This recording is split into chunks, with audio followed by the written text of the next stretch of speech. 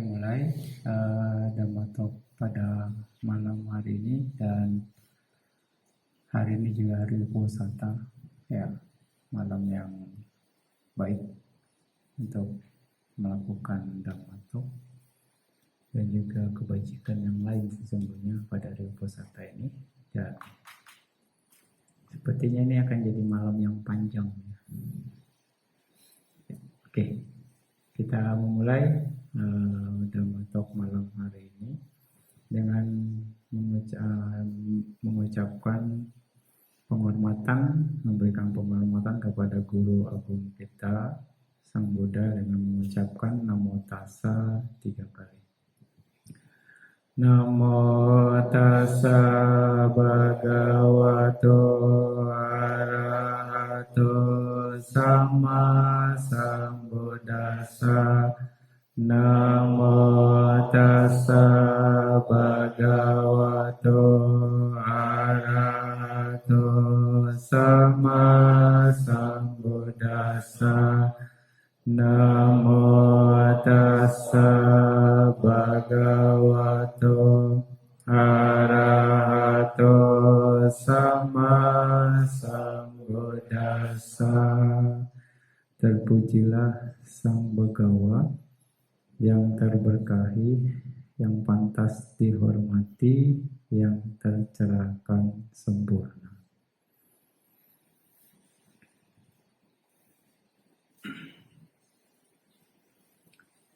Ya, tema kali ini pun tidak jauh-jauh dari yang sebelumnya, tentang sada, keyakinan. Tentang keyakinan. Nah, sebagai Buddhis, upasaka-upasika, kita harus mempunyai keyakinan yang kuat. Kita harus menempatkan keyakinan kita ke tempat yang tertinggi, ya, ke 8 hal. Buddhis harus meyakini ini dan harus betul-betul menempatkan keyakinan di tempat yang tertinggi, ke 8 hal. Yang pertama, Buddha. Yang kedua, Dhamma. Yang ketiga, Sangha. Yang keempat, kelahiran masa lampau. Yang kelima, kelahiran sekarang. Yang keenam, kelahiran masa akan datang. Ya. Yang ketujuh, 3 latihan, sila, samadhi, panya. Yang kedelapan, di sini paticca samuppada, sebab-sebab yang saling bergantungan. Bisa dikatakan hukum karma, yang berhubungan dengan hukum karma. Ya, 8 hal ini kita harus betul-betul meyakininya. Kita harus menempatkan keyakinan yang tertinggi terhadap 8 hal tersebut. Keyakinan kita harus mantap. Nah, dan keyakinan terhadap Buddha, Dhamma, dan Sangha itu keyakinan tentang mengenai kualitas Buddha itu sendiri yang harus kita yakini. Jadi kita meyakininya bukan membabi buta, bukan blind faith, ya, tapi keyakinan yang didasari oleh kebijaksanaan. Ya, kita yakin terhadap kualitas dari Buddha itu sendiri. Kualitas. Ya, jadi Buddha adalah seorang arahat dan dia pantas untuk diberikan penghormatan tertinggi. Semua makhluk, termasuk para dewa dan Brahma, menghormati Buddha karena Buddha yang terunggul, yang telah melenyapkan semua kekotoran batinnya, yang menjadi tercerahkan sempurna dengan usahanya sendiri melalui perealisasian 4 kebenaran mulia yang memiliki atau diberkahi dengan 6 kualitas kemenangan tertinggi, yaitu Isaria atau supremasi atau keunggulan. Yang kedua, Dhamma, pengetahuan yang merupakan jalan menuju Nibbana. Yang ketiga, Yasa, terkenal atau termasyhur dan mempunyai banyak pengikut. Siri, penampakan atau penampilan yang mulia. Kama, kekuatan pencapaian atau kesempurnaan. Dan Payata, perhatian yang tekun. Itu adalah kualitas-kualitas Buddha yang harus kita pahami. Nah, kualitas Buddha yang lain kurang lebih ya Buddha guna itu sendiri.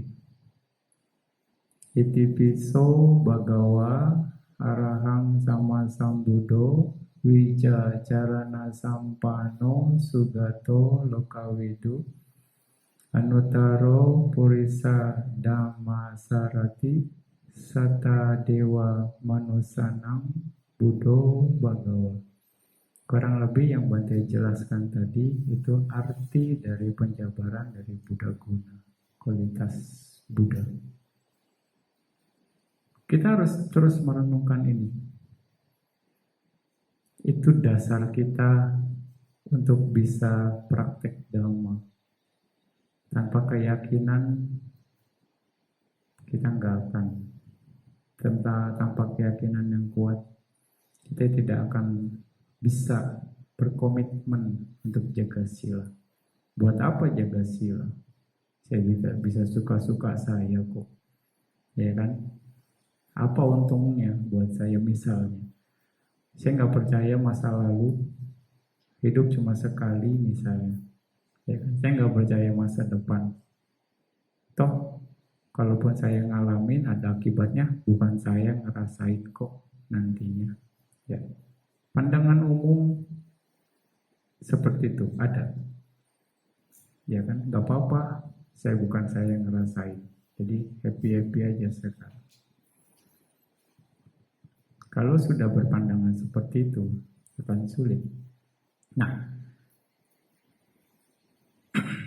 di sini Bante akan coba bahas satu kualitas Buddha yang lain. Kemarin Bante sudah singgung Dhamma Talk yang sebelumnya tentang Arahang, ya kan? Arahang, ya, kualitas dari Buddha Arahang yang jauh dari kekotoran batin. Ya, sebagai, ya Bante singgung sedikit ya, sebagai pengikut Buddha, upasaka upasika, Anda pun harus meniru Buddha itu sendiri dengan kualitasnya yang menjauh dari kekotoran batin. Jadikan Buddha sebagai panutan Anda. Jadikan Buddha sebagai figur Anda. Jadikan Buddha sebagai pemimpin Anda. Ya, Anda harus meniru kualitasnya. Ya, yang kualitas arang itu menjauh dari kekotoran batin. Nanti sudah jelaskan. Jadi, apapun hal-hal yang buruk, kualitas-kualitas buruk, kekotoran batin itu seperti Buddha yang menjauh dari sana, Anda pun, kita pun harus ke sana, mengikuti Buddha, menjauhi kekotoran batin. Walaupun Buddha itu sendiri, dia sudah secara permanen, totally bisa menjauh dari kekotoran batin. Karena itu sudah menjadi sifat alamiahnya. Ya, kita sebagai muridnya bisa seperti Buddha nanti kalau kita sudah jadi arahat. Tapi sekarang kita bisa berusaha menjauhkan diri, ya, setahap demi setahap, sampai akhirnya kita pun bisa sepenuhnya menjauh dari kekotoran batin. Seperti itu. Ya, itu tentang kualitas dari araham. Nah, sekarang yang Bante mau bahas adalah lokawidu. Lokawidu. Apa arti dari lokawidu? Pengetahu segenap alam.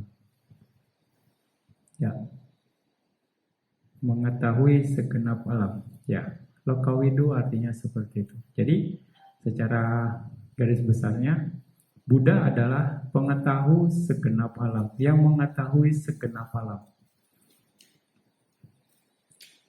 Lebih jauh dari itu, Buddha juga mengetahui semua kebiasaan semua makhluk, kecenderungan sifatnya, karakter dan arah kecenderungannya, temperamennya, dan deviasi kecondongan mereka, kecenderungannya. Buddha juga mengetahui mereka yang memiliki sedikit debu atau kotoran batin di mata kebijaksanaan mereka, dan mereka yang memiliki banyak debu atau kotoran batin di mata atau kebijaksanaan mereka. Dan dari contoh ini, Buddha tahu mana yang bisa ditolong, mana yang gak bisa ditolong. Walaupun ada Buddha. Makanya kualitas yang berikutnya, ya guru penakluk yang tiada bandingnya. Bagi yang siap ditaklukkan. Ya, nah, jadi kalau seperti ini, Anda yang harus mempersiapkan diri untuk ditaklukkan oleh Buddha itu sendiri. Buddha nggak bisa juga simsalabim kalau Anda belum matang. Ya kan? Semua bergantung dari kesiapan kita. Makanya kita harus mempersiapkan diri dengan baik, mengarahkan ke arah yang pada akhirnya memang kita pantas untuk ditolong. Ditolong oleh apa? Oleh Buddha secara tidak langsung dengan mempraktekkan Dhamma. Ya, sekarang ini Buddhanya udah tidak ada, tapi Dhammanya lah ini sebagai pengganti Buddha. Dengan praktek Dhamma, seolah-olah Anda akan bisa dikatakan ditolong oleh Buddha. Nah, jadi kita yang harus mempersiapkan diri, mengarahkan agar kita siap, kita pantas untuk ditolong, dibantu. Buddha juga mengetahui mereka yang memiliki indera tajam dan mereka yang memiliki indera tumpul. Artinya kebijaksanaannya siap atau tidak, atau tumpul. Juga Buddha mengetahui mereka yang memiliki kelakuan yang baik dan mereka yang memiliki kelakuan yang buruk. Ya, itu kualitas dari Buddha. Yang Buddha juga mengetahui mereka yang mudah dilatih dan mereka yang sukar dilatih. Buddha juga mengetahui mereka yang mampu meraih pencapaian dan mereka yang tidak mampu meraih pencapaian. Ya, seperti itu. Nah, jadi Buddha mengerti semua punya kemampuan itu. Itu karena ya kemampuan sabanyutanyananya yang diperoleh akibat dari pengumpulan paraminya, Patasengkaya Kappa dan 100.000 kappa. Ya, pengolahan paraminya itu membuahkan hasil atau berakibat Buddha memiliki sabanyutanyana. Ya, itu kemampuan istimewa seorang Sammasambuddha. Nah, di sini lokawidu mengetahui semua kondisi di berbagai alam atau segenap alam. Loka itu dikatakan dunia atau penghuni dunia, alam atau ruang terbuka. Widu ini pandai, bijaksana, mengetahui atau ahli dalam suatu hal. Nah, Apa yang Buddha ketahui? Ya, dari berbagai sumber, bisa dikatakan ada definisi 3 yang lebih pas untuk misalnya tentang Lokawidu ini. Yang pertama, Buddha mengetahui Sataloka. Sataloka ini dunia semua makhluk. Sataloka. Ya, di sini berbagai jenis makhluk yang menjalani kehidupan di berbagai alam kehidupan dalam suatu sistem dunia. Makhluk-makhluknya ada dewa, Brahma, manusia, peta, binatang, penghuni neraka, seperti asura, ya. Itu nama-namanya, makhluk-makhluknya. Buddha mengetahui dengan jelas. Ya, dan sebagainya. Yang berikutnya, Okasaloka, dunia landasan bagi makhluk-makhluk. Jadi tempatnya. Di sini landasan yang menjadi tempat untuk tinggal bagi makhluk-makhluk atau disebut juga alam-alam kehidupan. Terdapat 31 alam kehidupan dalam satu sistem dunia. 31 alam kehidupan. Jadi ya alam dewa, alam manusia, alam Brahma, alam neraka, alam binatang, alam peta, alam asura, ya, alam arupa Brahma, itu alamnya. Tadi makhluknya, yang berikutnya adalah alamnya. Ya, yang berikutnya ada alam. Kemampuan berikutnya adalah Sangkara Loka atau dunia fenomena berkondisi. Nah, di sini segala sesuatu yang ada di dunia, baik makhluk-makhluk hidup maupun benda-benda mati, dikondisikan oleh penyebab dan merupakan subjek yang muncul dan lenyap, maka disebut Sangkara Loka. Jadi bisa dikatakan di sini penyebab dari kenapa dia ada di sana. Nah, penyebabnya. Tapi itu pun juga bisa dibilang muncul dan lenyap. Itu Sangkara Loka. Ya, ini akan berhubungan dengan 31 alam kehidupan Lokawidu ini. Nah, keyakinan terhadap 31 alam kehidupan ini penting juga. Ya, ini akan berhubungan dengan keyakinan Anda terhadap hukum karma. Keyakinan Anda terhadap hukum karma itu sendiri. Jadi, ada makhluk di masing-masing alam tersebut. Ya, ada makhluk di masing-masing alam tersebut dan makhluk-makhluk tersebut tidak ujuk-ujuk muncul di sana. Tidak tiba-tiba muncul di sana. Ada sebabnya. Kemunculan mereka di sana sebagai akibat. Karena apa? Karena perbuatan masing-masing. Ya enggak? Karena perbuatan masing-masing. Itu makanya terlahir di sana. Terkondisi di sana. Kama. Keyakinan terhadap hukum kama juga penting. Makanya Anda harus yakin. Dan itu bisa dikatakan kelahiran kita atau makhluk yang berada di sekarang ini adalah ya kelahiran sekarang. Dan perbuatan yang mengkondisikan mereka lahir di kehidupan sekarang itu dari kehidupan yang lampau, masa lampau. Jadi masa sekarang akibat dari masa lampau. Ya, jadi masa lampau juga Anda harus yakini, masa sekarang juga. Dan apa yang Anda lakukan, apa yang makhluk itu lakukan, apa yang kita lakukan, itu akan berakibat di masa yang akan datang. akan berakibat di masa yang akan dan akan menghasilkan kelahiran yang sesuai dengan kamanya. Iya enggak? Itu kan? Nah, alam manusia karena apa terlahir sebagai manusia?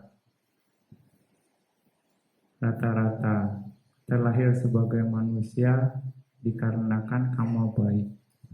Ya bukan rata-rata sih, dipastikan kama baik yang membawa kita terlahir sebagai manusia sekarang. Kama baik berbuah. Di momen terakhir menjelang kematian, ya kama baik yang kita ambil sebagai objek kematian itu sendiri. Ya, Anda yakin? Yakin enggak? Ayo. Yakin? Anda mau membuktikan? Yakinnya kan baru teori doang kan? Ya enggak? Mau enggak membuktikan? Mau dong? Ada enggak caranya? Ada. Bagaimana? Meditasi. Nah, meditasi dengan baik, Anda punya konsentrasi, yang Buddha bilang, perkuat konsentrasi para biku, maka seorang yang terkonsentrasi akan bisa melihat Dhamma sebagaimana adanya. Nah, Dhamma sebagaimana adanya itulah mengetahui kelahiran lampau Anda. Itu adalah bagian dari Dhamma. Di bagian mana? Di bagian Paticca Samuppada. Di bagian sana, atau kalau dalam 7 pemurnian itu pengetahuan Paccaya Parigahanyana. Ya, untuk mengetahui sebab dari kelahiran lampau, karena sekarang ini adalah akibat. Sekarang ini adalah akibat. Dan sebabnya dari kamana. Betul enggak menjelang kematian satu kehidupan lampau Anda itu kama baik yang Anda pegang sebagai objek kematiannya, betul enggak? Nah, di situ Paccaya Parigahanyana. Ya, jadi Anda harus tembus langsung nih. Anda harus merealisasi langsung dengan pengetahuan Anda sendiri. Ya, ini adalah ajaran Buddha, Paticca Samuppada, yang tiap pagi Anda baca. Awija Paccaya Sangkara Sangkara Paccaya Winyana Winyana Paccaya Nama Rupang Nama Rupa Paccaya Salayatana dan sebagainya. Itu adalah Paticca Samuppada. Seperti itu. Dan ya, kita bisa latih, kita bisa lihat, asal Anda punya konsentrasi. Ya, makanya perkuat konsentrasi sekali lagi. Kalau Anda punya konsentrasi, ya semoga Anda bisa menembus bagian dari Dhamma itu sendiri. Dan penembusan Paticca Samuppada itu, atau Paccaya Parigahanyana, itu adalah perealisasian samudaya saja, kebenaran mulia yang kedua. Ya, kalau Anda bisa mengerti, menembus tentang misalnya sebab akibat dari kelahiran ini, sebab akibat. Nah, Anda mengerti Paticca Samuppada, Anda menembus Paticca Samuppada, Anda sudah merealisasi yang namanya samudaya saja, atau kebenaran mulia tentang sebab duka. Nah, jadi bukan keinginan tanha yang bagaimana, nah, dari Paticca Samuppada lah penembusan langsung, ehipasiko, perealisasian langsung dengan penembusan duka saja. Ya, inilah yang apa namanya, yang Anda harus ketahui. Dan ini akan sangat menarik. Nah, Buddha mengetahui semua. Anda juga harus mengetahuinya. Makanya kita harus mencontoh kualitas Buddha. Sekali lagi, semua bisa dibuktikan. Nah, tentang alam-alam kehidupan ini, sesuai dengan kekamannya, maka seseorang akan terlahir. Ya, jadi manusia karena karma baik. Kebanyakan karma baik. Jadi dewa juga karena karma baik. Jaga sila, berdana, meditasi, alam-alam Brahma, itu juga karena karma baik. Karma baiknya ya pelaksanaan meditasi. Ya, pelaksanaan meditasi ya dengan mencapai jana atau ya arupa jana. Nah, menjadi terlahir di alam neraka itu karena karma buruk. Terlahir menjadi binatang atau apa ya itu karena karma buruk. Itu konsekuensinya. Akibatnya. Pemahaman ini kita harus pahami. Oh, ada sebab dan akibat. Ada konsekuensi yang memang terjadi. Ya. Nah, ketika pemahaman ini jelas, kita akan memiliki namanya hiri dan otapa. Nah, pemahaman ini akan memperkuat hiri otapa kita. Takut, asalnya malu untuk berbuat jahat, dan takut akibatnya pada akhirnya. Minimal kita punya rasa takut untuk berbuat jahat. Ya, otapa. Karena akibatnya jelas. Akibatnya jelas. Nah, oke. Setelah Buddha mengetahui itu semua, akibat dari kama-kama masing-masing di alam semesta ini, masing-masing kehidupan juga, kita tahu pada akhirnya bahwa ada makhluk yang kelahirannya berdasarkan kelahiran spontan, ya kan, upapatika, itu kayak dewa, lahir di neraka, terus Brahma, terus juga makhluk peta, asura, itu mereka spontan. Dan juga manusia pertama. Nah, benar enggak? Manusia pertama spontan. Enggak berani dia jawab. Ayo, ada kita juga bahas di manusia pertama. Ya, enggak cuma ya, yang lain aja. Ya, kita bahas manusia pertama lahir spontan. Setelah mereka meninggal dari alam abasara.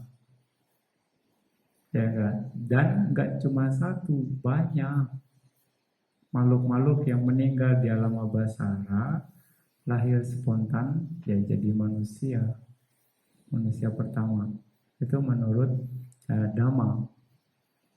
Dan makhluknya enggak satu, manusianya enggak satu, banyak ya, itu manusia pertama. Dan juga yang spontan itu Ambapali, Anda kenal kan cerita-cerita Ambapali.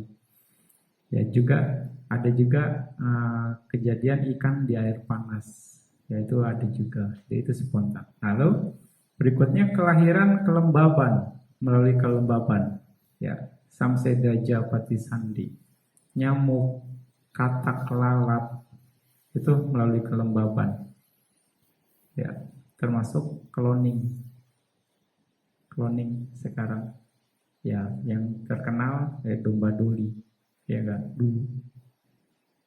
Ya, cloning itu melalui kelembaban. Dan bisa. Kenapa? Semua unsurnya ada, kondisinya tepat. Ya. Terus juga kayak Ratu Padumawati, lotus, dia lahir di lotus bunga teratai ya. Lotus ya. Terus Ratu Weluwati, dia lahir karena kelembaban di pohon bambu. Nah, ada manusia khusus bisa dikatakan special case. Dan Cincamanika yang menghina Buddha, ya itu lahir di pohon asam, ya, melalui kelembaban. Lalu Andeja, Pati Sandi, kelahiran melalui telur, ya, kayak burung, ayam. Terus Jalabuja, Pati Sandi, rahim, kelahiran melalui rahim. Manusia, mamalia, ya, dewa juga ada, dewa bumi yang lahir melalui rahim. Peta ada juga, ya, seperti itu. Jadi dengan pengetahuan tentang 31 alam kehidupan, Buddha bisa mengajarkan kelahiran, macam-macam kelahiran. Ya. Jadi kalau ada yang beranggapan misalnya babynya meninggal, terus lahir tetap baby juga, nanti lama-lama jadi gede. Ada yang seperti itu. Padahal ya mereka lahir spontan, bisa aja lahir jadi makhluk lain, jadi peta langsung besar, atau jadi dewa langsung besar. Tapi banyak orang begitu babynya meninggal, ya tetap dianggapnya itu kelahiran sebagai bayi lagi. Namanya yang dibilang ya apa? Bayi ambar ya. Nah, ini persepsi yang kurang tepat. Kalau dia lahir sebagai dewa, spontan, bagaimana?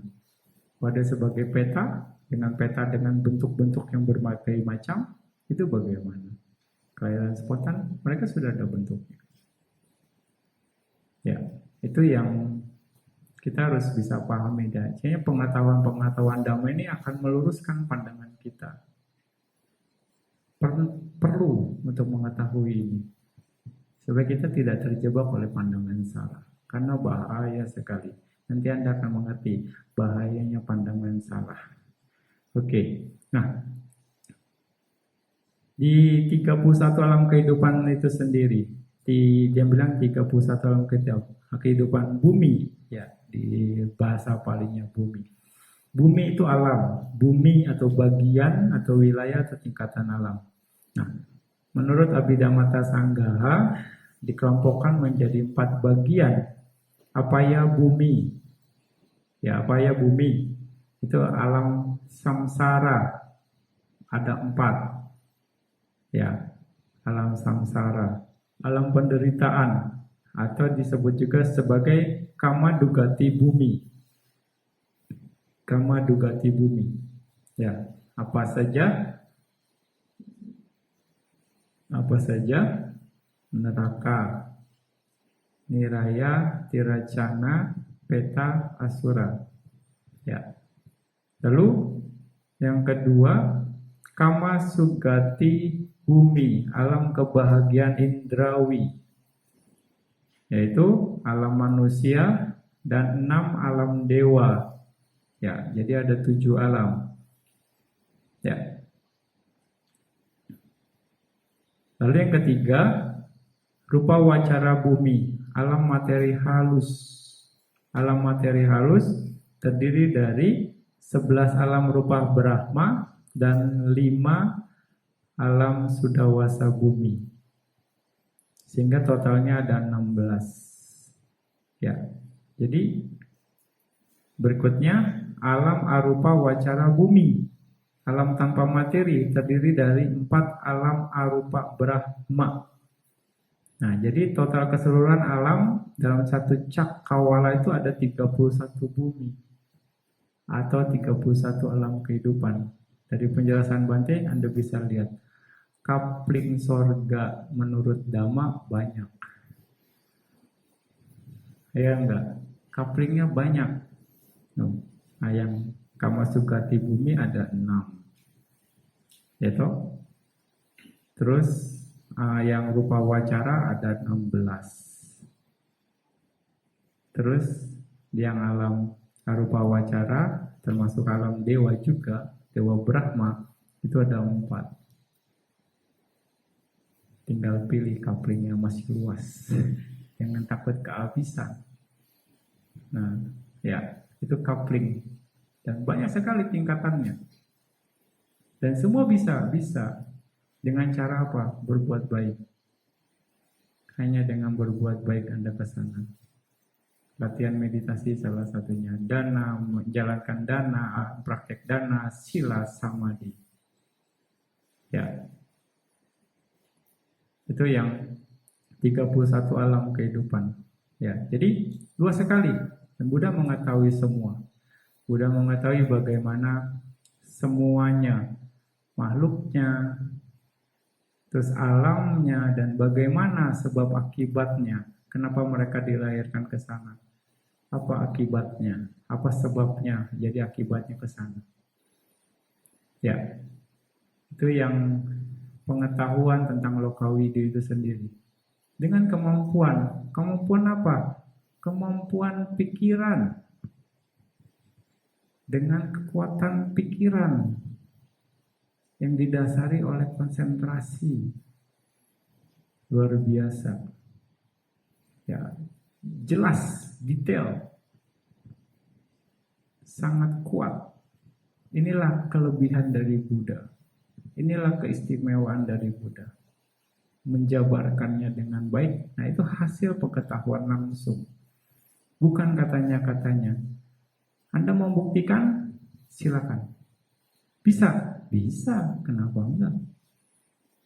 Nah, ya kan? Dari kama di Paticca Samuppada. Anda bisa, oh, karena kama baik nih, saya sekarang lahir sekarang. Bisa dibuktikan, silakan. Latihan meditasi dengan tekun. Latihan meditasi dengan tekun. Bukan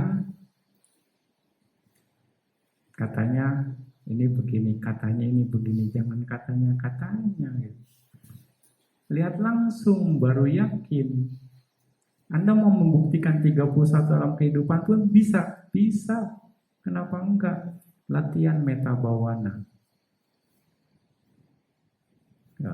Metta bhavana itu pembuktian tentang alam 31 alam kehidupan. Karena yang dilatih dalam metta bhavana itu adalah memerlukan objeknya makhluk hidup.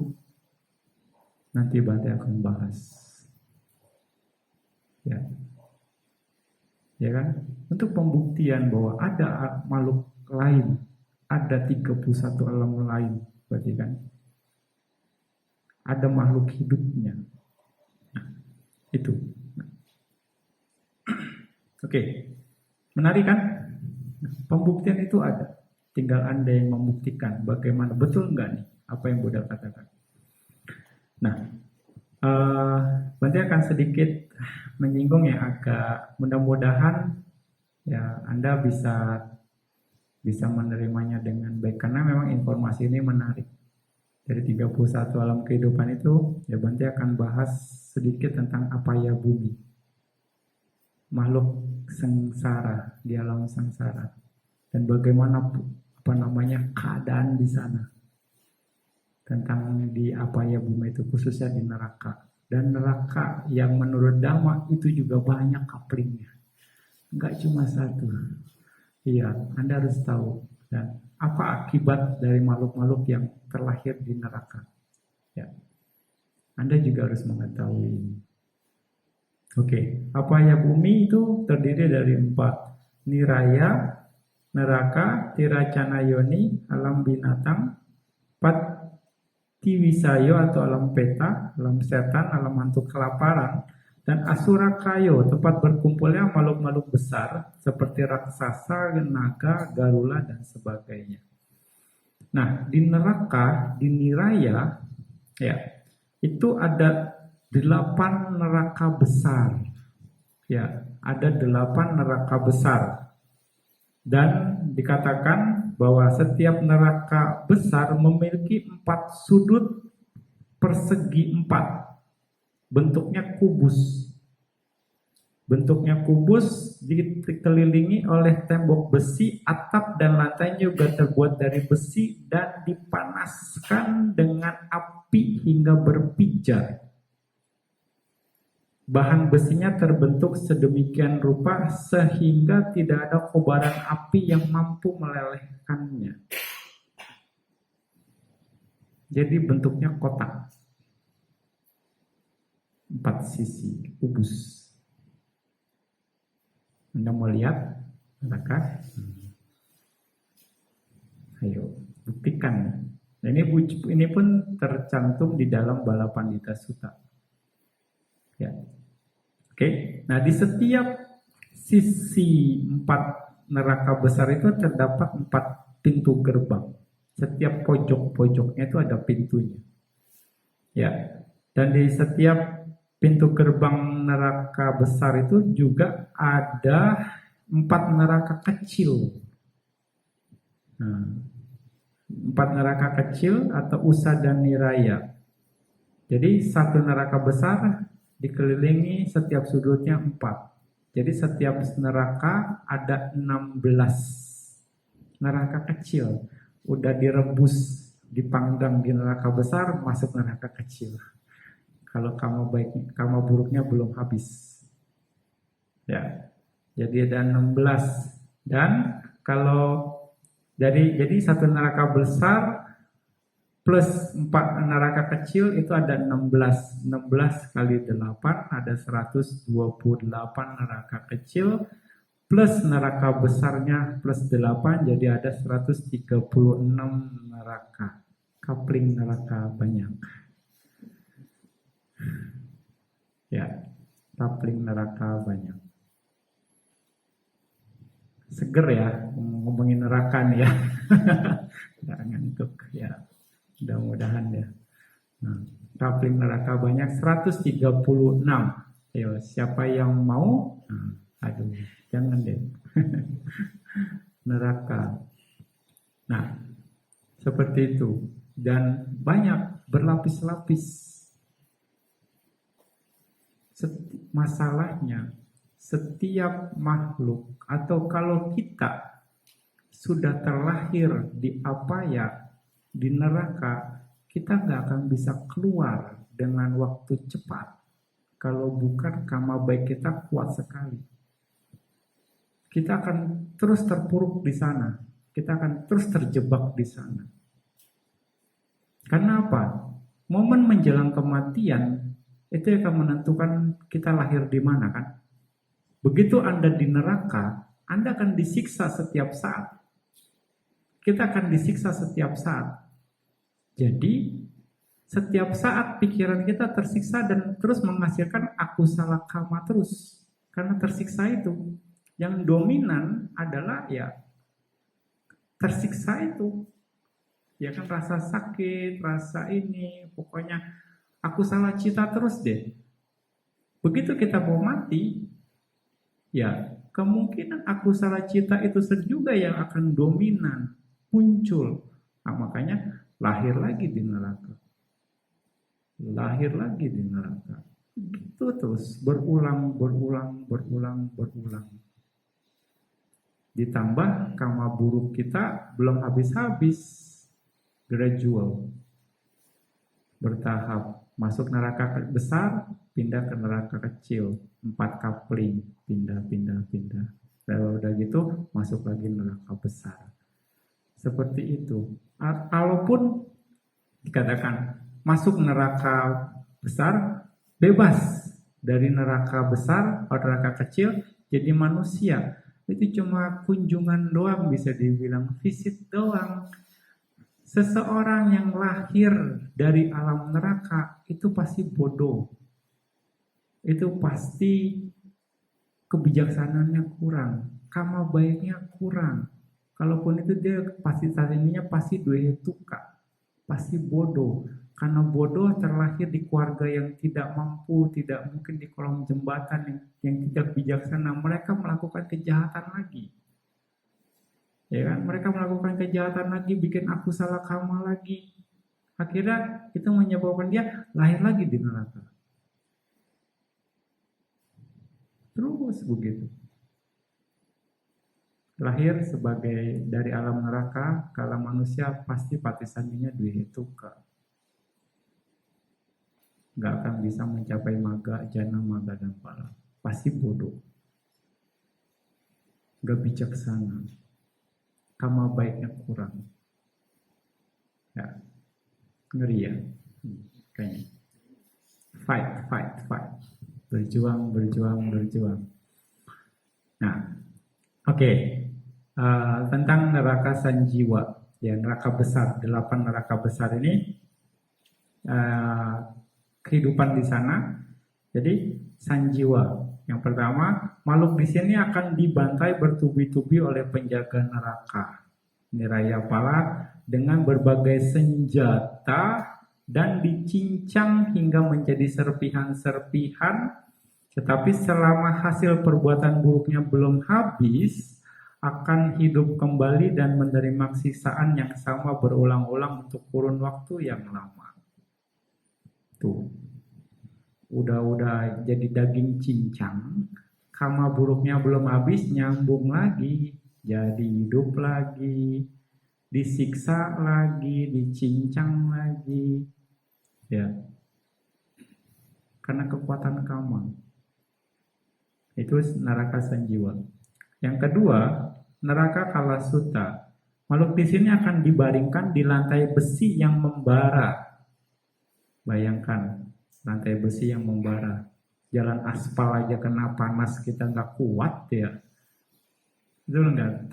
Tengah hari Anda lewat jalan aspal, misalnya telanjang kaki, itu panasnya minta ampun. Ini lantai besi yang membara, Anda tiduran misalnya, makhluk itu tiduran di sana, ya.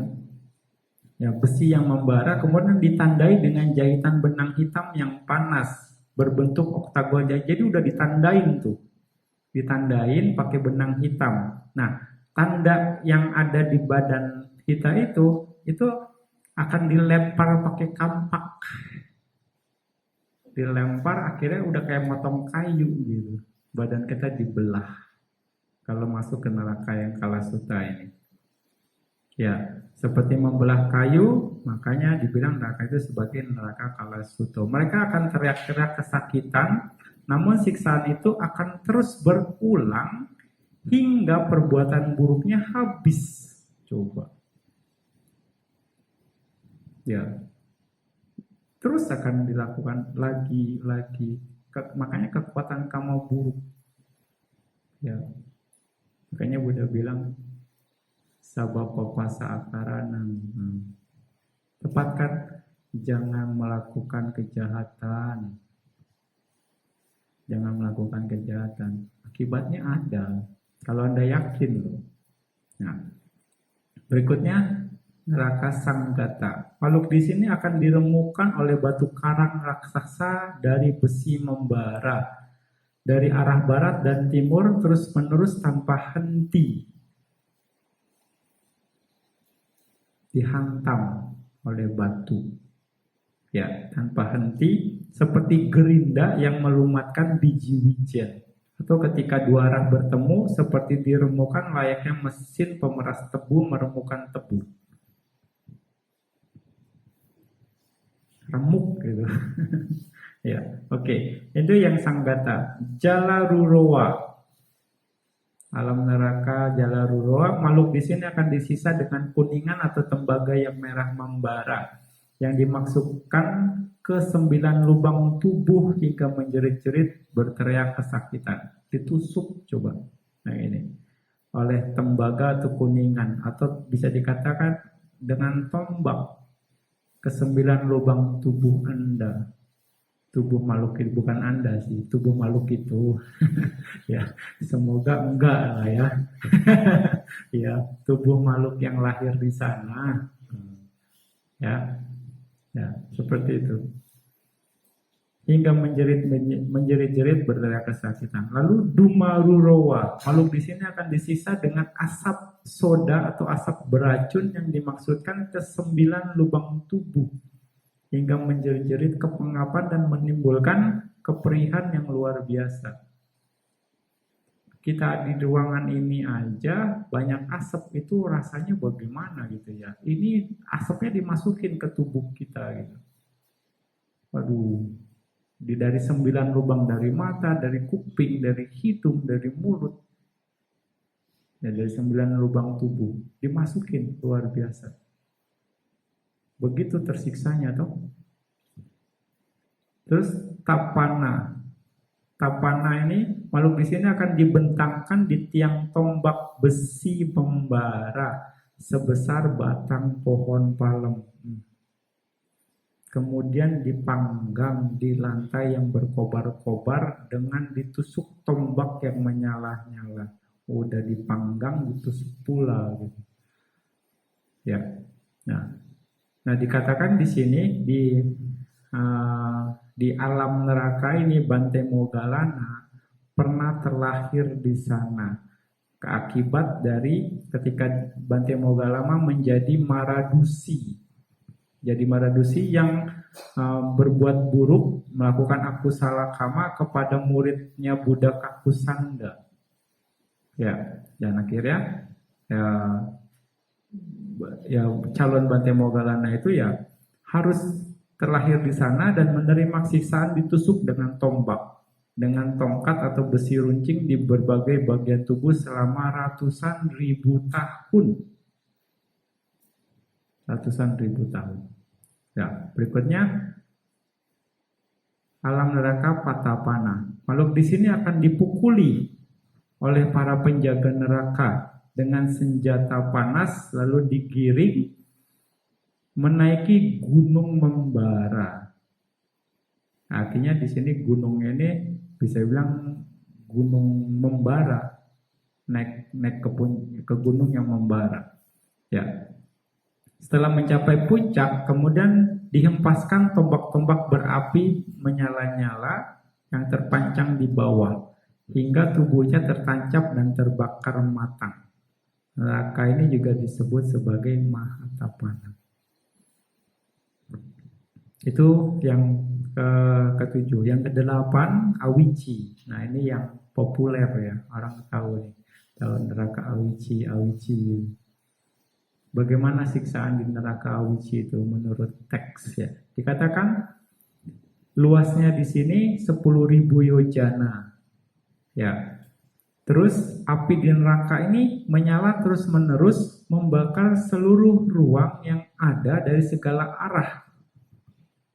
Ya, neraka ini terus terbakar tiada henti. Nah, makhluk-makhluk yang tersiksa di sini saling berdesakan. Jadi banyak makhluk ternyata yang terlahir di alam Awici.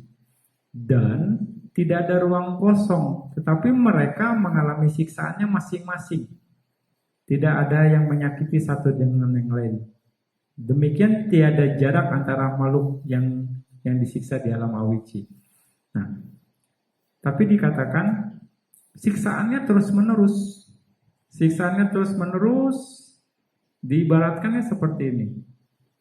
Seperti 6 tetes madu yang diteteskan di ujung lidah. Rasanya manis banget kan? Madu. Lalu ketetes yang ketujuh itu ditetesinnya tembaga. Rasa nikmat dari 6 tetes madu itu wah, hilang. Dari tetes yang terakhir tembaga, panas lagi kan? Waduh. Nah, seperti itu juga 6 tetes madu itu perumpamannya hasil dari perbuatan buruk yang disertai oleh perasaan netral. Ya, hasil dari perbuatan buruk, misalnya mendengar, melihat, atau melakukan akusala kama lah bisa dikatakan. Bagaikan nggak ada artinya. Semuanya yang dialami di sini adalah penderitaan yang terus berlangsung tanpa jeda. Jadi begitu merasakan tetesan tembaga, habis sudah rasa nikmatnya itu udah. Nah begitu pun kalau udah lahir di alam Awici, tiada henti penderitaannya, bisa dikatakan seperti itu. Ya, dikatakan Bante Dewadatta akan terus berada di neraka Awici ini sampai kapa di alam ini berakhir. Nah, kalau Anda mau melihat Bante Dewadatta, boleh. Ya, tapi dengan meditasi, bukan terlahir di sana. Jangan. Dengan meditasi semuanya. Ayo. Mau membuktikan alam ini pun, neraka ini ada dengan meditasi ya. Bukan terlahir di sana, jangan. Berarti not recommend. Ya. Nah, seperti itu. Ya, itu. Itu 8 neraka besar. Masih banyak lagi neraka yang kecil-kecilnya. Ngeri ya. Dan siksaan itu ada. Makanya kita harus, ya, Buddha bilang sabha papasa akarana, jangan berbuat jahat. Sekecil apapun bisa, usahakan, kendalikan melalui pikiran, ucapan, dan juga perbuatan badan jasmani. Kenapa? Ya Buddha lihat langsung, lokawidu, Buddha mengetahui makhluknya, mengetahui alamnya, dan sebab apa mereka ada di sana. Sebab apa mereka ada di sana. Nah, kita sebagai murid Buddha harus meyakini ini. Karena atas dasar itu, atas dasar keyakinan kita percaya dengan apa yang Buddha katakan. Nah, kadang misalnya sepele, rasanya terpaksa lah atau bagaimana. Berarti kan itu tingkat keyakinan kita yang masih rendah, bisa dikatakan. Yang Bante bilang kemarin apa? Buddhis KTP ya. Nah, ada apakah Anda termasuk Buddhis KTP? Oh, enggak. Di sini Anda berkomitmen jaga sila. Di sini ya Anda meditasi, ya. Di sini gitu. Selama retret, habis retret nggak tahu. Ya kan? Habis retret nggak tahu. Minimal Anda sudah jadi Buddhis yang sadanya okapana sada. Ya. Yang mantap gitu, yang mau berkomitmen. Oke. Nah, seperti itu. Dan ya, banyak penjelasan neraka-neraka kecil. Oke, Bante skip dah. Supaya Anda enak tidur lah ya. Ntar malah gak bisa tidur, nah yang dapur kesiangan. Ya, gak bisa tidur. Oke, ya, satu lagi menarik. Lokantarika Niraya. Penjelasan ini akan oke juga. Lokantarika Niraya. Di sini dikatakan Lokantarika Niraya ini bisa dibilang di luar 31 alam kehidupan, di luar sistem. Dan itu diibaratkan seperti 3 roda yang digabungkan. 3 roda ya bulat-bulat kan digabungkan. Berarti kan nggak nempel semua kan, nggak fix ada roda digabungkan, pasti ada celah karena ya bulat, ya kan, nggak kalau lurus ya nempel, jadi nggak ada cap. Tapi ini karena roda bulat semua digabungkan 3, pasti ada celah. Nah itulah di luar sistem dari 31 alam kehidupan. Jadi berarti 3 sistem. Tiga sistem alam kehidupan, 31 alam kehidupan dari 3 sistem jadi disatukan. Di tengah-tengahnya itulah Lokantarika Niraya, di luar sistem. Nah, celah ini sangat kelam, gelap gulita, hingga kesadaran mata tidak dapat muncul. Bahkan cahaya bulan dan matahari yang kuat itu tidak dapat menyinari tempat ini. Gelap sekali, dan dibilang juga dingin, dikatakan ininya dingin. Ya. Dan makhluk yang terlahir di sini adalah yang menerima akibat dari perbuatan buruk yang sangat serius dan kejam. Yang sangat serius dan kejam, ya.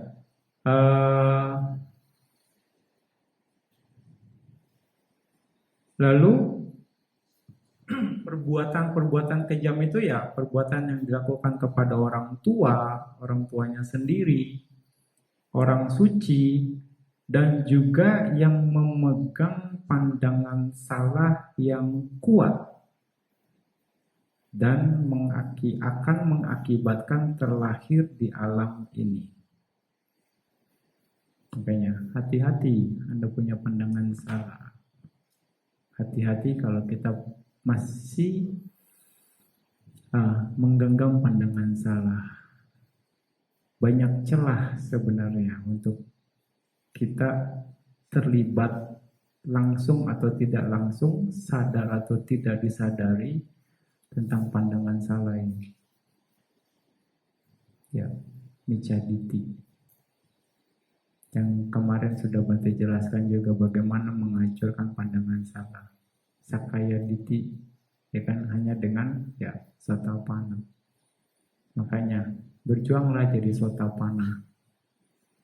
Berjuanglah jadi sotapana. Bisa. Ada jalannya, ada. Tinggal mau atau enggak gitu doang.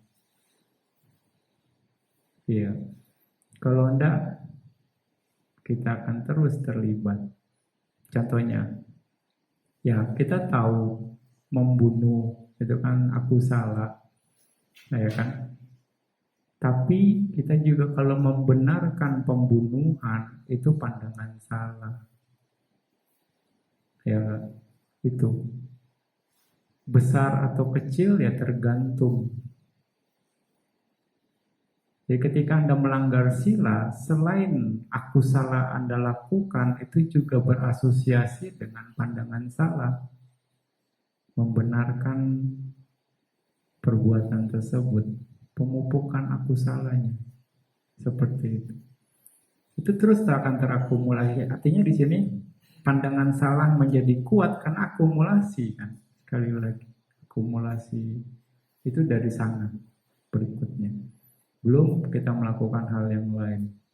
Ini istriku, ini suamiku, ini anakku, ini punyaku, ini aku, ini hidungku, ini kupingku, perlu dirawat, ini wajahku, perlu diiniin.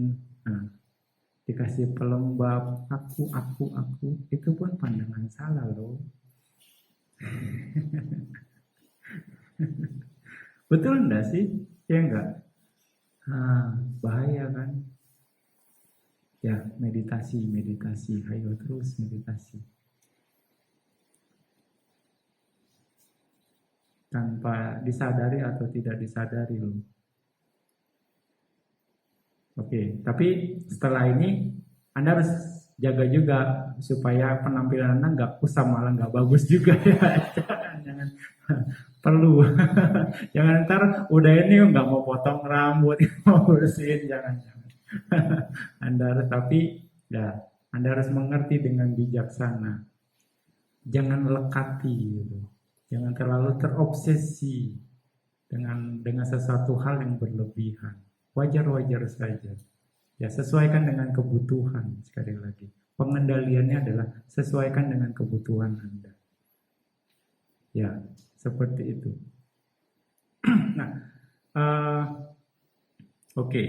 Seperti itu yang niraya apa? Lokantarika niraya.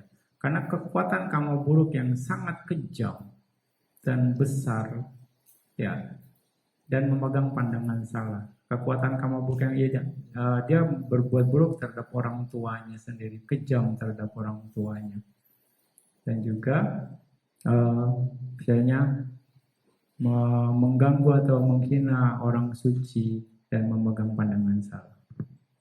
Itu ya modal untuk terlahir sebagai makhluk di alam lokantarika niraya itu. Tapi secara umum, perbuatan apa yang akan menyebabkan seseorang terlahir di alam apa ya? Ya kama buruk. Dikatakan di sini, jadi apapun perbuatannya ya yang didasari oleh niat buruk melalui tindakan tubuh, apapun perbuatannya, mukul atau cubit, pukul, aslinya apapun lah, dengan didasari oleh niat buruk, misalnya niatnya buruk, ya setelah hancurnya tubuh setelah kematian, maka mereka akan terlahir di alam yang menyedihkan, ya terlahir di neraka. Artinya Kama buruk yang dilakukan melalui tubuh. Apapun. Ya. Lalu berikutnya, apapun perbuatan buruk, apapun perbuatan yang didasari oleh niat buruk atau akusala kama melalui ucapan, berkata kasar, menghina, ya kan, mencaci maki, memfitnah, seperti itu. Didasari oleh akusala kama. Nah, makanya setelah hancur tubuhnya dan mereka akan terlahir di alam yang menyedihkan dan bisa terlahir di alam neraka. Berikutnya juga, nah, apapun perbuatannya yang didasari oleh akusala kama melalui pikiran. Nah, melalui pikiran, iri hati, benci, dendam, sakit hati, ya enggak? Kita mulai pikiran kan, aduh kesel banget nih sama orang. Kita diem, tenang-tenang tapi pikirannya, awas ya, tunggu pembalasan saya. Pikirannya bermain, dendam, sakit hati, nggak terima saya diperlakukan seperti ini, sakit hati, iri hati, oh, saya bisa lebih hebat dari dia, nanti saya kasih 10 misalnya, dikasih 5 saya kasih 10, dari niat, iri hati, cemburu, melalui pikiran. Nah, dikatakan di sini setelah meninggal akan terlahir di alam menyedihkan, bahkan bisa terlahir di neraka. Ya, makanya yang pernah Bante bilang sebelumnya juga di Dhamma Talk sebelumnya, ada orang yang berpikir saya sih nggak perlu deh ke wihara, yang penting saya nggak ngerugiin orang juga udah oke, nggak berbuat jahat sama orang juga oke. Ya enggak, tepat nggak pernyataan itu? Kalau pikirannya benci sama orang, bagaimana? Kalau pikirannya iri sama orang, bagaimana? Kalau pikirannya ya dendam, misalnya sama keluarga sendiri, sama istri, sama anak, bagaimana? Bahaya nggak? Bahaya kan? Tahu nggak itu? Dia seperti itu? Kan nggak tahu. Makanya kalau datang ke wihara, kata itu kan jadi ada pengetahuan tentang itu kan. Bahwa ini pun pikiran tersebut harus dikendalikan. Itu kan bagian dari pandangan salah. Ya enggak? Nah, makanya pentingnya pengetahuan tentang ini supaya kita tidak salah jalan. Begitu kita salah jalan, ya siap-siap loh konsekuensinya loh. Itu yang harus kita pahami. Semua ada konsekuensinya. Sekali lagi. Ya, semoga Anda semangat. Ya, jangan jadi loyo istilahnya. Ya, oke. Anda minimal saat ini punya potensi untuk ya lebih baik saat ini. Nah, jadi gunakan kesempatan ini untuk memupuk sebanyak-banyaknya potensi baik. Jangan sia-siakan kesempatan ini. Karena di luaran gak bisa jamin. Dinamikanya terlalu luas. Dinamikanya terlalu cepat. Ketika di sini Anda terkondisi. Ya enggak, untuk ya mau nggak mau gitu kan, suka nggak suka, ya kan, ya udah ikutin aja, tapi ya akhirnya Anda paham juga, ya kan, terkondisi oleh jadwal, tapi ya udah, ya, karena Anda juga yang mau ke sini. Nah, punya kesempatan praktek dhamma nggak gampang dan nggak semua orang bisa, sekali lagi, ya enggak. Di luaran mungkin mau, tapi nggak punya kesempatan. Anda punya kesempatan, manfaatkan dengan baik. Kayaknya semangat. Nah, ya kan? Itu akibat-akibatnya ya. Nah, menariknya lagi, pengetahuan itu untuk mengetahui karma dari seseorang, yang akhirnya Buddha juga bisa melihat bisa mengerti Lokawido atau semua makhluk-makhluk yang terlahir di sana, begitu juga alamnya. Itu bisa dilihat juga dengan menggunakan dibacaku. Ya, maksudnya kemampuan mata dewa. Dengan kemampuan mata dewa, Anda akan bisa mengerti, Anda akan bisa mengetahui, ya. Dan mata dewa atau dibacaku yang paling populer itu adalah Bhante Anuruddha.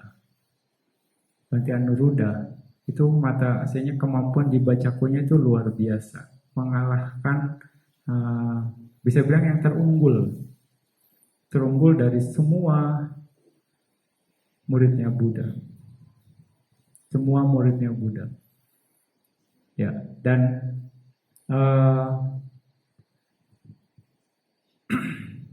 dikatakan juga bahwa Bhante Anuruddha dengan bantuan, artinya dengan landasan dibacaku, beliau melakukan meditasi vipassana. Ini informasi yang menarik. Jadi vipassana based on abhinya itu bisa dilakukan. Makanya pelaksanaan vipassana itu begitu luas sesungguhnya. Dan dengan dengan kemampuan abhinya atau dibacakunya, Bhante Anuruddha bervipassana, dan itu mempercepat seseorang untuk mengetahui dengan jelas, dengan kekuatan abhinya. Semakin meluas pengetahuan yang dia dapat, semakin banyak variasinya, sehingga vipassananya bisa berhasil. Ya, itu bisa. Anda mau coba? Anda mau coba? Silakan meditasi dengan tekun. Amati nafas dengan baik. Iya, karena untuk dibacaku atau abhinya, dasarnya adalah jana. Dasarnya ada jana sampai dengan jana ke-8, atas sama pati. Ya, dan untuk bisa jana 8 itu mantap, bisa baik, Anda harus punya base yang paling aman adalah dengan anapanasati sampai dengan jana ke-4. Ya, jana ke-4, kalau sistem yang kita buat, ya, setelah Anda selesai anapanasati, berhasil latihan anapanasati sampai dengan jana ke-4, lalu dilanjutkan dengan 32 bagian tubuh. Ya kan? Dengan 32 bagian tubuh, Anda akan bisa melihat selainnya 32 bagian tubuh. Jadi semua di ruangan ini hanya 32 bagian tubuh saja. Nah, itu akan hasilnya menggoyahkan kemelekatan Anda terhadap tubuh ini. Karena nggak ada yang dibilang cantik atau ganteng. Semua samanya 32 bagian tubuh juga. Dan juga itu akan menggoyahkan atta.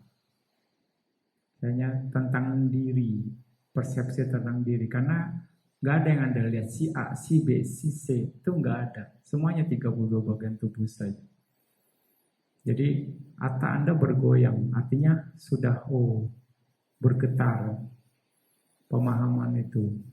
Ya, dari 32 bagian tubuh akan lanjut mengamati skeleton. Skeleton, lalu amati tengkorak kepala, untuk dijadikan objek sebagai kasina putih. Ya, masuk ke kasina putih sampai dengan jana ke-4. Nah, base dari sana lanjut mengamati 10 kasina sampai dengan jana 8. Itu adalah pondasinya. Ya, Seperti itu jalur-jalurnya. Makanya, nah setelah Anda mahir dalam istilahnya jana 8 pencapaian jana 10 kasina, itu adalah modal untuk berlatih abinya. Menarik sekali, tapi udah jam 9 nih. Ya, menarik sekali untuk dijelaskan bagaimana berlatih di bacaku ini sendiri. Bagaimana Anda bisa melatih di bacaku sampai ya minimal mendapat kemampuan di bacaku itu. Tapi base-nya adalah jana itu sendiri. Oke. Mau tahu? Ada mau tahu? Oke. Bacakan sekilas tentang bagaimana berlatih di bacaku itu sendiri. Anggaplah, oke lah, Anda udah punya jana 8 lah ya. Sudah selesai. Dianggap lah ya. 10 kasina beres. Anapanasati beres. Gitu ya. Kasina putih beres. 10 kasina beres sampai dengan jana ke-8. Nah, untuk melatih di bacaku, diawali adalah latihan yang namanya kita bilang 14 ways. 14 ways itu dibilang 14 cara. Dan ini latihannya luar biasa. Makanya kalau nggak punya landasan jana, nggak akan bisa. Oke, yang pertama base-nya adalah jadi ada 14 cara, jadi ada 14 bagian. Ya, 14 bagian ini, bagian yang pertama adalah kasina anuloma. Jadi 14 cara ini harus dikuasai oleh meditator. Nah, penguasaan ini base-nya adalah jana sekali lagi. Sampai jana 8. 10 kasina. Wajib. Nah, oke. Nah, di sini bilang kasina anuloma. Di sini kasina anuloma masuk ke kasina tanah, patawi dari jana 1 sampai jana 8. Kasina anuloma. Jadi masuknya cepat. Misalnya masuk kasina tanah jana pertama, keluar masuk jana kedua, keluar masuk jana ketiga, jadi 1 sampai 8, 1 2 3 4 5 6 7 8. Sekuennya gitu. Dari kasina tanah masuk ke 1 2 3 4 5 6 7 8. Lalu habis selesai jana kasina tanah jana 8 masuk ke kasina apo, air, dengan cara yang sama, 1 sampai 8. Lalu patawi, apo, tejo, wayo, nila, pita, lohita, odata. Artinya tanah, air, api, angin, terus warna hitam, kuning, merah, dan putih. Jadi 18, 18, 18, 18, 18, 18 terus. Nah, ini jadi nggak lama, maksudnya nggak pakai lama gitu, nggak pakai lama. Jadi 1 2 3 4 5 6 7 8, patawi tanah, kasina air 1 2 3 4 5 6 7 8. Terus seperti itu. Nah, kemampuan ini bisa kita lakukan ketika Anda misalnya di jana dilatih namanya wasi. Makanya ketika di jana wajib, ketika Anda mencapai jana, wajib untuk memperkuatnya dengan wasi. Wasi itu adalah kemahiran. Kemahiran salah satunya adalah kapan dan dimanapun Anda mau masuk jana, Anda bisa. Dalam posisi apapun, itu adalah bagian dari kemahiran. Seperti ini, masuk jana 1 keluar, jana 2 keluar, jana 3 keluar, jana 4 keluar, sampai 8 masuk. Oke, jadi sekuennya kasina dan 18, 18, 18, 18 ini yang dibilang kasina anuloma. Itu latihannya. Dan ini harus diputar terus sampai ratusan kali, ribuan kali sekali duduk. Anda bisa bayangkan. Jadi pikiran itu lompat-lompatnya cepat. Berarti kalau yang nggak mahir jana nggak akan bisa. Ini yang dibilang kasina anuloma. Kasina anuloma. Ya kan? Nggak bisa dibayangin lah ya. Ini pusing lah ya udah. baru pertama. Jadi dari kasina tanah 118, kasina air 18 terus. Sekali duduk harus minimal ratusan putaran. Bahkan ada yang bisa ribuan. Nah, nanti ketika Anda selesai nih, Anda selesai misalnya sampai dengan pencapaian jana 8. Jana 8, misalnya kasina tanah di awal-awal atas sama pati. Kita akan tes, bisa nggak Anda masuk dalam jana 1 sampai 8 itu 1 menit berapa putaran? Itu ada tesnya. 1 menit berapa putaran? Jadi masuk dari Patawi jana 1, 2, 3, 4, 5, 6, 7, 8 itu berapa putaran 1 menit? Itu ada untuk ngecek speednya. Kalau Anda berhasil, misalnya minimal 3 putaran cukup kuat, atau bahkan lebih cepat itu lebih oke. Di sini akan sangat berperan, akan sangat membantu kemampuan itu. Itulah bagian dari kemahiran dalam bermeditasi. Oke, berikutnya kasina patiloma. Nah, kasina patiloma. Jadi kan sekuennya Patawi Apo Tejo Wayo, Patawi Apo Tejo Wayo Nilapita Lohita Odata. Artinya tanah, air, api, angin, hitam, kuning, merah, putih. Sekarang dibalik, kasina patiloma. Jadi dari putih dulu mulainya. Dari putih, kuning, merah, hitam, terus angin, api, air, tanah. Sekuen kasinanya yang dirubah, objeknya yang dirubah, jananya tetap sama, 18, 18, 18, 18, 18, 18, 18. Setiap kasina 18, 18, 18, 18. Oke? Nah, jadi nanti yang 1 sama yang 2 digabungin. Patawi 18, terus Patawi Apo Tejo Wayo Nilapita Odata Alohita Odata 18, 18, 18. Masuk yang kedua Odata Lohita Pita Nila Wayo Tejo Apo Patawi. Jadi balik lagi seperti itu. Itu dua sekuen. Itu harus dikuasai sampai ratusan bahkan ribuan kali, terus sekali duduk putarannya, nggak kecatat lah ya. Nah, ya, oke. Ini sekedar informasi saja. Ya, terus yang ketiga, ini kasina anuloma dan patiloma.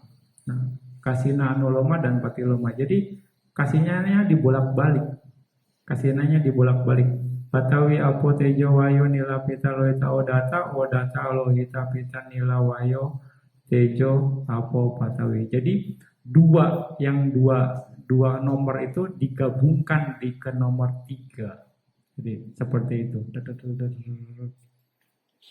Itu latihan pikiran. Lalu yang keempat jana anuloma. Nah, jana anuloma jadi yang pesesnya di jananya.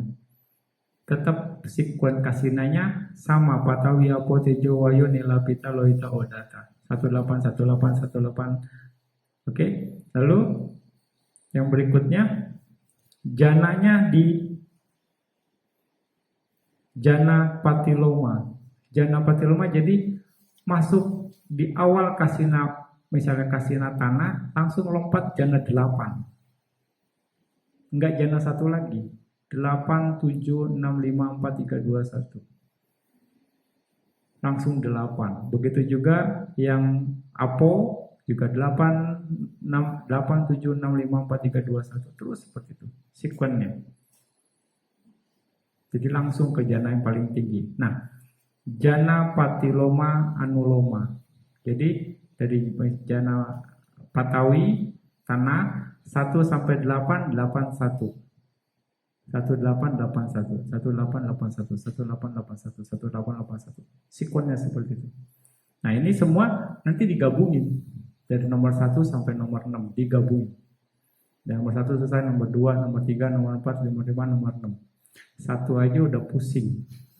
Ini penggabungannya Anda bisa, nah inilah kemahiran. Makanya ini syarat untuk mencapai, ini baru syarat ya, syarat untuk mencapai abinya, belum abinyanya bisa dibilang.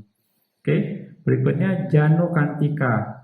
Sebentar lagi lah ya, kira-kira. Sabar sedikit lagi. Jano Kantika atau Jana Ukantika, skipping jana. Ini yang lebih menarik, skipping jana. Jadi masuk misalnya ambil objek patawi, tanah. Masuknya skipping jananya 1, 3, 5, 7, 2, 4, 6, 8. 3, 5, 7, 1, 4, 6, 8, 2, 5, 7, 1, 3, 6, 8, 2, 4. Terus ya 7, 1, 3, 5, 8, 2, 4, 6. Itu skip jana. Satu apa namanya? Satu kasina. Lompat-lompat. Jadi ganjil-ganjil, genap-genap. Terus sudah itu ganjil, genap. Nah yang keduanya bukan genapnya mulai dari 4. Kan 2, 4, 6, 8. Berarti 4, 6, 8 balik ke 2. Jangannya di skip. Anda bisa bayangkan kan, lihat aja udah pusing baru ngeliat ini aja. Apalagi dipraktekinnya. Dan ini harus terus Anda putar. Ya kan, menarik ini. Terus udah selesai itu kasino kantika, skipping kasinanya. Nah ini lagi skip kasinanya, masuk di jana pertama misalnya. Jadi yang tadi kan kasinanya, ini masuk di jana pertama tapi skip kasinanya. Patawi kan ukurannya patawi, apo, tejo, wayo, nila, pita, lohita, odata. Berarti kan kasina juga ada yang enggak, oke lah, bilang ganjil sama genap kan ya posisinya. Berarti yang patawi apo bukan, berarti temannya patawi tejo, wayo nila, lohita, nila lohita jadinya. Jadi skip objeknya tapi masuknya di jana pertama. Jana pertamanya tetap tapi objeknya ganti-ganti. Urutannya ya genap, ganjil, genap. Di kasinanya, di objeknya, bukan di jananya. Oke, nah yang berikutnya gabungan antara skipping jana dengan skipping kasina. Nah, ini menarik. Dan banyak meditator yang pecah kepalanya di sini. Aduh, udah kasinanya di skip, digabung sama jananya di skip. Terus seperti itu. Ya. Latihan yang jana kasino kantika. Yang 10 ini agak mudah, aga sangkantika. Artinya masuk ke jana ke patawi 1 sampai 8 sampai odata. Hanya perenungan terhadap faktor-faktor jananya.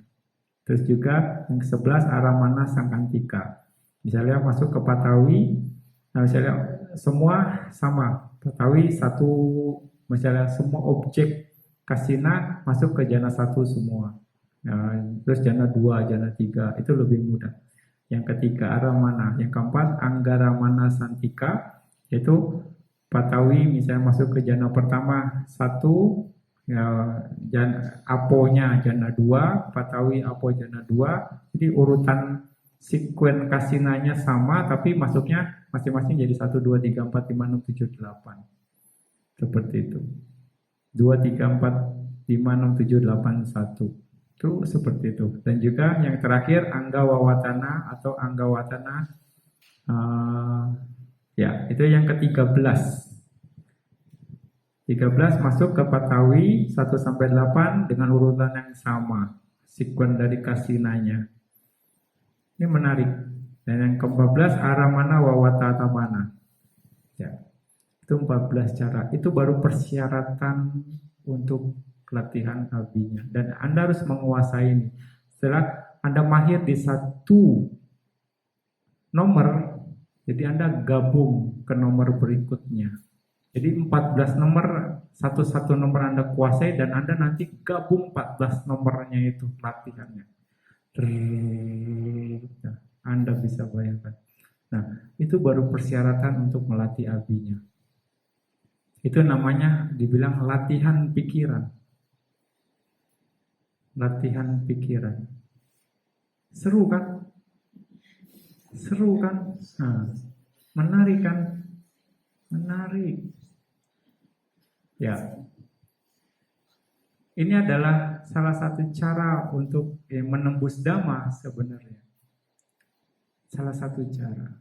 Lalu setelah itu, setelah Anda mahir di sana, Anda pakai kemampuan 14 ways ini 3-4 kali putaran, lalu Anda pilih objek, misalnya kasina api, atau kasina putih, atau kasina cahaya untuk latihan dibacaku itu sendiri. 3 kasina ini. Putih, api, dan cahaya aloka kasina. Odata kasina, ya, tejo kasina, dan juga aloka kasina. Ya, untuk melatih dibacaku. Jadi 14 ways ini Anda putar 2-3 kali putaran. Lalu Anda ambil itu, Anda ambil selinya, contohnya aloka kasina. Aloka kasina, Anda masuk ke aloka kasina sampai dengan jana ketiga. Jana ketiga lalu Anda lanjutkan ke sampai dengan tahapan upacara samadhi di jana keempat. Upacara samadhi di jana keempat. Lalu Anda gunakan kekuatan cahaya dari upacara samadhi di jana keempat itu, lalu Anda bertekad untuk bisa melihat semua makhluk yang ada di sekitar. Ya, kalau Anda bisa melihat misalnya dewa atau peta atau apa di sekeliling Anda, dan itu dijadikan objek, nah saat itu Anda masuk ke jana keempat dan Anda bisa dikatakan Anda sukses dalam dibaca itu sendiri. Seperti itu. Jadi base-nya di sana. Ini menarik untuk jadi nanti pengamatannya diperluas. Misalnya di sekitar sini, Anda bisa nggak lihat dewa. Dengan dibacaku, Anda bisa nggak lihat peta atau bagaimana. Nah, terus perluas lingkarannya, perluas terus seperti itu. Sampai Anda jadinya mahir. Itu salah satu kemampuan dalam teknik dalam dibacaku. Ya. Jadi ketika Anda bisa melihat objek itu dengan baik, ya berarti Anda sudah bisa dibilang di dalam latihan dibacaku itu sendiri. Syaratnya. Ya. Nah, itu digunakan untuk berwipasana bisa. Jadi Anda akan bisa banyak kekuatan atau banyak hal yang akan bisa Anda gunakan, Anda lihat dengan kekuatan dibacaku itu sendiri. Akhirnya Anda bisa melakukan wipasana. Nah, seperti itu. Ya, inilah yang dibilang variasi dari Dhamma. Dhamma itu luar biasa, banyak sekali variasinya. Bukan cuma satu cara, tapi berbagai cara. Ya. Dan kita harus yakin bahwa Buddha mengetahui semua. Buddha mengetahui dan Buddha mengajarkan pengetahuan itu untuk siapa? Untuk kita sebagai muridnya. Sebagai muridnya untuk supaya bisa terbebas dari penderitaan itu sendiri. Makanya kita patut untuk memuliakan Buddha. Karena begitu luar biasa kemampuan beliau. Makanya pantas untuk dipuja, layak untuk dihormati. Dan kita hanya tinggal jalannya ada kalau Anda mau.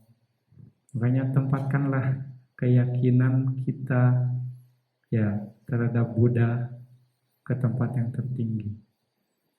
Ya, menarik kan?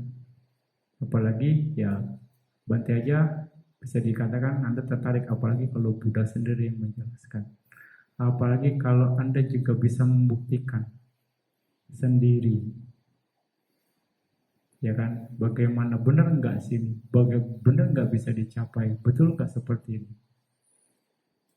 Ya Pak Arga ya, tetap semangat Pak. Ya, tetap semangat untuk bisa menembus Dhamma. Ya, jadi keyakinan untuk mencapai jana perlu Anda perkuat, karena begitu Anda berhasil, misalnya Anapanasati sampai dengan jana keempat, Anda berhasil, kesemuanya akan mudah. Tapi kita berlatih jana sekali lagi bukan untuk terlahir di alam Brahma ya. Tujuannya itu bukan. Tapi kita pakai dengan kekuatan jana itu untuk berlatih vipassana. Karena begitu sangat membantu kekuatan dari jana itu sendiri untuk berlatih vipassana. Bahkan abinya sendiri kita bisa pakai untuk bervipassana. Itu caranya, dan itu ada. Itu tercatat bagaimana caranya. Ya, jadi variasi untuk bervipassana itu banyak sekali. Masalahnya, belum tentu kita melakukan satu metode itu berhasil menembus Maggapala. Sekali lagi, belum tentu.